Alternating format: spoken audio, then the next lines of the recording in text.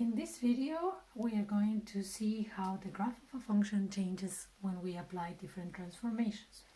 My original function is the brown one with domain between -5 and 5, and the first transformation that I apply gives me the pink one. I will explain now in 1 second. It's just a technical problem that we are recording this again, so the picture is here.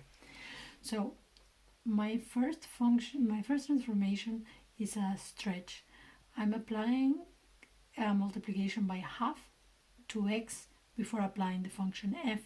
So this corresponds to a horizontal stretch with a factor of 2 because it's the inverse of a half. And what this is doing is taking the function farther away from the y-axis. So if I want to see what is happening, the first thing I'm going to notice is that the point in the y-axis is going to stay the same, because if I apply the function, the new one at 0, I'm still applying 0 times a half is still 0, so I'm still applying the function, the original one at 0. So the point over here stays fixed. Now the point at -5, now it's going to be stretched away to the point at -10, because if I try to apply my new function to the value x -10, I'm going to have -10 multiplied by half, which is -5, and I'll be applying the function to -5, getting the result of 0. So now my segment of line between -5, 0 and the y-axis becomes a segment between -10, 0 and the y-axis. On the other side, I had a maximum at 1. Now I'm going to see the same maximum happening at the value of 2, because 2 times a half is 1 and takes me back to this value when I apply the function. Then my function was taking the value 0 again at 3, and that's going to be moved to 6, because 6 times a half is 3, so I have the function going down from the maximum to 6.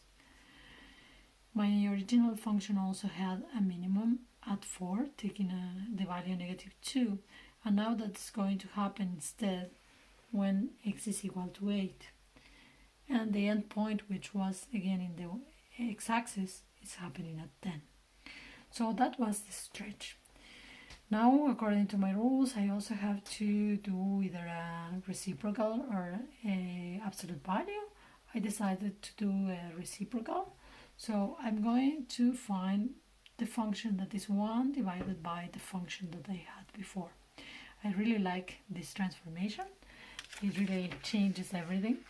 The first thing we have to notice is that whenever our function was taking the value 0, so any zeros of the function, they have to become vertical asymptotes, because we cannot divide by 0. So my point here at -10, I'm having a vertical asymptote. Then again at my point 6, I have another vertical asymptote. And the last one is at the point at 10.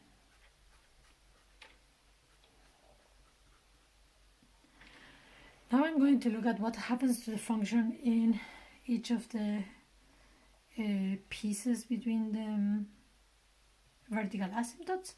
I'm going to add a little bit of information. If we have any point where the function takes the value 1, when I do 1 divided by the function, that point stays fixed. So I'm going to take the line y equals 1, and I'm going to look at all the points where the function cuts that line, because those points stay fixed. So here this point is going to be fixed, and then the point over here is also going to be fixed. And the same applies to -1. If the value of the function is -1, when I do 1 divided by -1, I get -1 again. So I'm also going to sketch the line y equals -1 and look at the points of intersection with my pink function. So this point is fixed and this point is fixed as well. Now, when I'm getting close to -10, my pink function is getting close to 0. So when I do 1 divided by that, I'm going to get infinity as a result, and it's going to be positive infinity because the function is positive over here.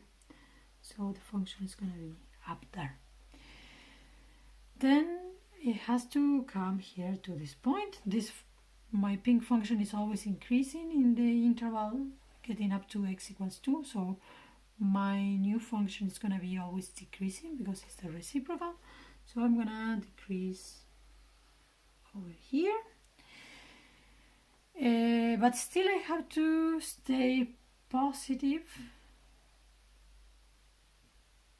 for as much as my function is positive. So between the two vertical asymptotes I have to stay positive. Here the function, the original one, was taking the value 7. Now it has to take the value 1 over 7, which is going to be really low over here. And even more interesting, at 2 my original function, well, my pink function was taking the value 8, and now this is going to be taking the value 1 over 8, which is down here a little bit lower.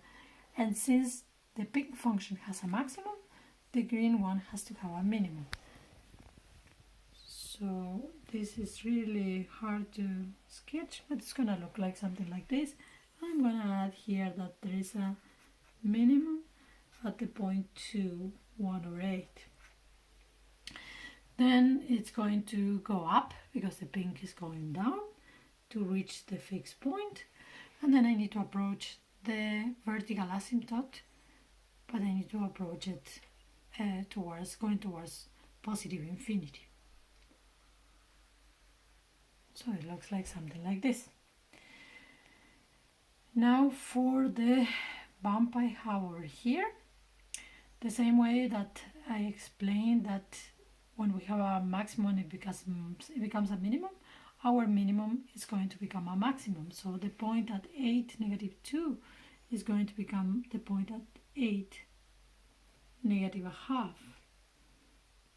So I'll write over here, this is a maximum at 8, negative a half.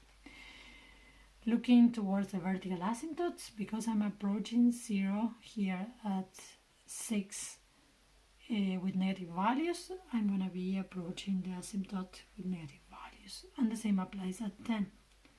So my function is going to go up to the fixed point, to the maximum, to the fixed point, and down again. Okay, if my function wasn't complicated enough, we still have to do one more transformation. This is the one I wrote over here. I decided to do a reflection. So my new function is minus what was before.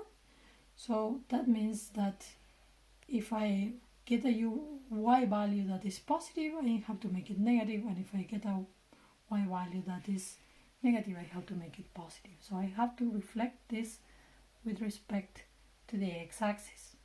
So any point I had in the x-axis will become fixed, but I don't have any point in the x-axis because my previous function didn't have any x-intercepts. So I'm just going to mirror down this curve over here. I will be mirroring the minimum. It's going to become a maximum again, but really very close to 0. I'm going to not be very picky over here because my picture is already a mess. And again, going down to negative infinity. The branch that was going from negative infinity to negative infinity with a maximum, now it's going to go from positive infinity to positive infinity with a minimum. So I'm mirroring that over there. And I'm just gonna add the values of the, now this is not this one. This is a maximum at the point 2, negative and 8. And then this point over here became a minimum at the point 8, 1/2. And that was it.